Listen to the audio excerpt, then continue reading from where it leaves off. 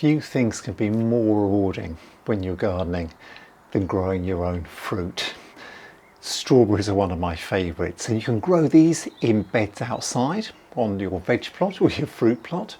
You can grow them in growing bags, or you can grow them on the patio or in the greenhouse like I'm here, just simply in pots.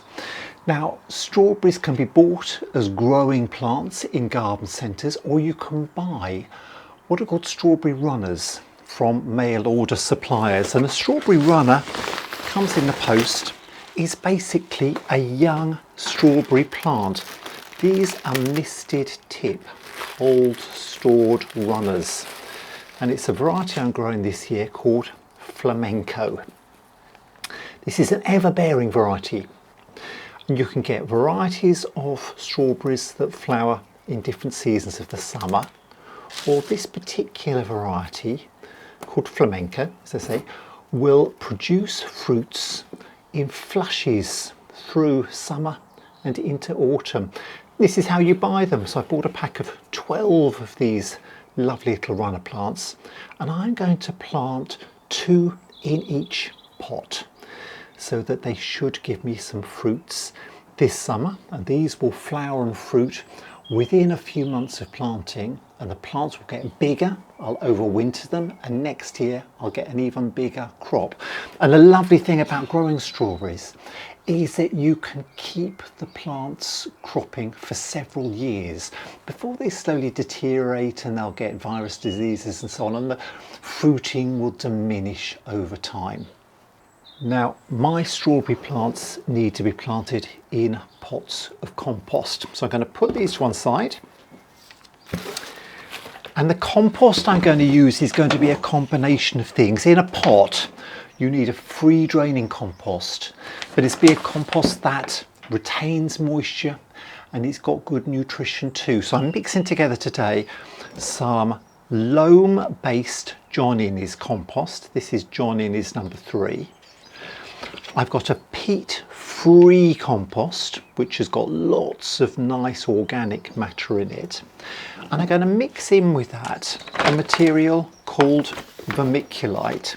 Now, vermiculite is a man-made material which is heat treated and turns it into this sort of mica vermiculite, and this opens up the compost, stops it getting too waterlogged, but it does retain some moisture of its own, so it's a really good additional material to put in the compost. So today I'm going to mix together 1 part or 1 pot of this John Innes number 3 compost. I'm going to mix into that 1 pot of peat free multi-purpose compost. Mix these 2 in to one another, and then I'm also going to add about the same amount, about a pot full of vermiculite. So just pour this onto the compost, about the same amount of volume as the other 2, thereabouts. Don't have to be too exact. And all 3 of these ingredients can be mixed in together.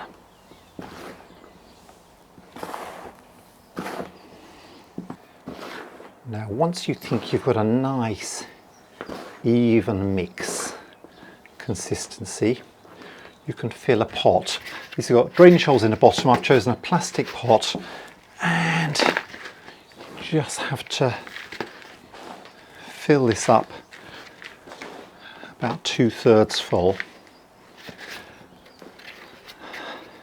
And as I say, I'm going to plant 2 of these strawberry runners in each pot.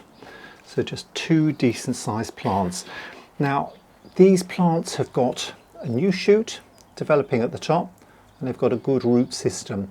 If the roots are very dry, you could soak these in water just to hydrate them a bit, but they'll soon get moist when you put them in a pot. And in the pot itself, I'm just going to make a nice deep channel right the way down to the base of the pot, and I'm going to put 1 plant on each side. So just open the roots up a bit, put the plant in the pot. I need to keep the top of the plant, that little crown of the plant where it would have been planted in the ground outside. I want to keep that level with the surface of the compost. So at that point there, just make sure you don't bury it any deeper. Spread the roots out in the pot itself, get some more compost and cover over the roots. And I'm going to put one plant on each side of this pot. That's the first one in. I'll get the level of it adjusted in a minute. And the second plant, again, just tease that one over. Get deep down because you want these roots to go right down into the compost itself. Spread the roots out a little bit as you go. New shoot already starting at the top of the plant. So just open the roots up, spread them out through the compost and fill in around those roots with some more compost. Level it down. Now I'm just going to adjust the heights of those two little strawberry runners. As I said before, you can't plant them too deeply. You don't want to bury it. I want it about the same level as it was grown on the nursery. Burn the compost down, and that's about it. All I've now got to do is to water the pot, keep it moist, make sure it doesn't dry out. I'm going to keep these pots in my greenhouse. You could put them in a frame, you could put them on your patio, you can put them wherever you like. In the greenhouse, it'll be a little bit warmer. They should start growing and flowering a bit sooner, and I'll have fruits. If plants are planted around about April time, you should be picking some fruits June into July.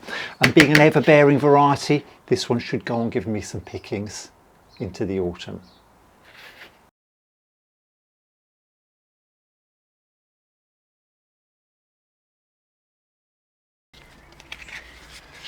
Potted strawberries can continue cropping for several years. I leave my pots outside for most of the winter because the cold treatment encourages the flower buds to form in the crowns of the strawberries. So I leave them outside and I bring them into my greenhouse earlier in the year to start putting on new growth and to start flowering. But then the important thing to consider is that the flowers of strawberries need to be pollinated. If all I do is keep them in the greenhouse with the doors closed, quite often there's few pollinating insects around. So I stand the pots outside during the day, or if they're in the greenhouse, I open up the vents and the doors so that bees and beneficial insects can fly in. And they will visit the flowers and pollinate the flowers to make sure that the fruit forms correctly.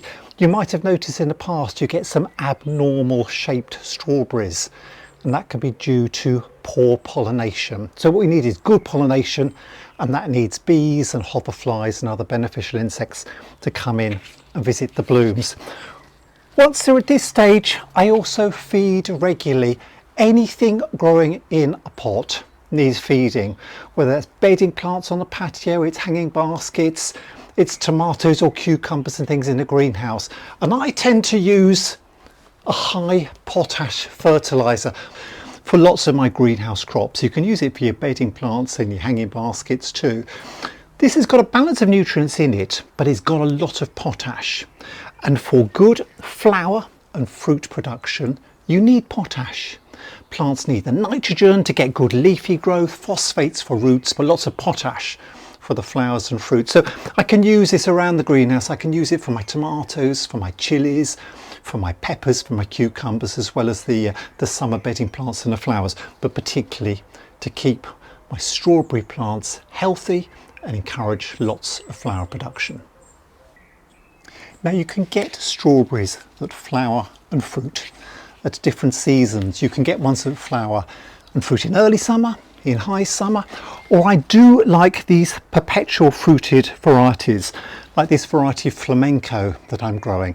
This will flower and therefore fruit over a longer period of time. So it will give me a succession of pickings through the whole of summer and into autumn. I'll get flushes of flowers and fruits developing, so it gives me fruits little and often through the summer. So I do thoroughly recommend you check out these. If you want some early fruits, then of course get some early fruited varieties, but if you want pickings over a longer period of time, these ever-bearing or perpetual fruiting varieties are certainly worth considering. Now, as well as growing strawberries in pots, which does have the advantage that you can bring the pots under cover to keep the birds away, I am going to plant up this little strawberry bed here, and hopefully I'll produce another video that you'll find on my Adam's Gardening Guides YouTube channel, which shows you just that. I'm going to cover the bed with a weed suppressing membrane and plant the strawberries in here, and then put a frame over the top to cover with netting and keep the birds away. And you can buy little strawberry plants like this Cambridge favourite from garden centres with fruits already setting on it. It flowers well and it's fruiting well, and as you can see, I mentioned runners before, you've already got some runners developing on these plants. And once the little plant forms at the end of that runner, I'll peg that down into a separate pot of compost to root and make some new plants. So I'll be planting these out, and I've also got some little trays of strawberries too. Just look for the best value plants that you can get. This is a variety called Symphony. Again, the young plants probably will already have some flowers and some fruits developing, so try and choose plants with the biggest crown you can to plant out. So this little bed here will be planted with strawberries, and there'll be a new video coming to my channel very soon. So if you've got somewhere under cover, keep your pots perhaps in a greenhouse where it's warmer, away from birds. Let the pollinating insects come in and pollinate the flowers. Enjoy lovely clean pickings, which also stay quite disease free because it's drier in the greenhouse.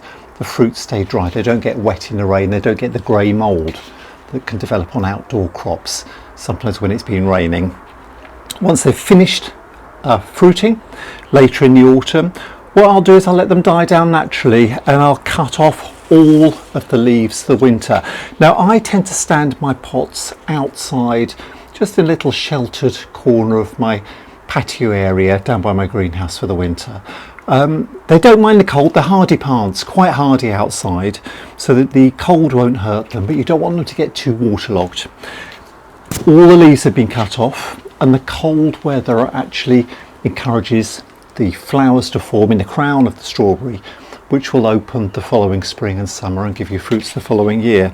So I'll leave them outside for the winter. Come the spring, I'll bring them under cover, bring them into warmth in a cold frame, put them on your patio, encourage them into early growth if you possibly can, because earlier growth means earlier flowering and earlier fruiting, so you'll enjoy fruits earlier in the summer. And the cycle repeats itself. Keep the pots well watered and fed. Compost in pots has very little nutrient in it, so all of those nutrients will have been used up after 4 or 5 or 6 weeks. So you must remember to feed regularly to ensure the growth of the plant is strong and the flowering is good. Then I think in pots, strawberries can last for a good 3 to 4 years before sometimes you'll notice the fruiting potential starts to drop off. So you can get good value. Once you've invested in your strawberry crowns, you can get several good years of pickings from them. As I said, the plants will form runners. You can root those runners, you can get new plants for free and build up your stock of strawberries in that way. Thanks for watching, and I hope that's given you a few ideas on growing your own strawberries in pots. And if you keep tuned into my YouTube channel at Adam's Gardening Guides, I'll develop a new video on growing strawberries outside in a strawberry bed too. But for now, these strawberries in pots will give me some really lovely, tasty, homegrown pickings. So have a go yourself. Try growing your own strawberries and enjoy your own homegrown crops. Whatever you're doing in the garden this summer, enjoy your garden. Thanks for joining me.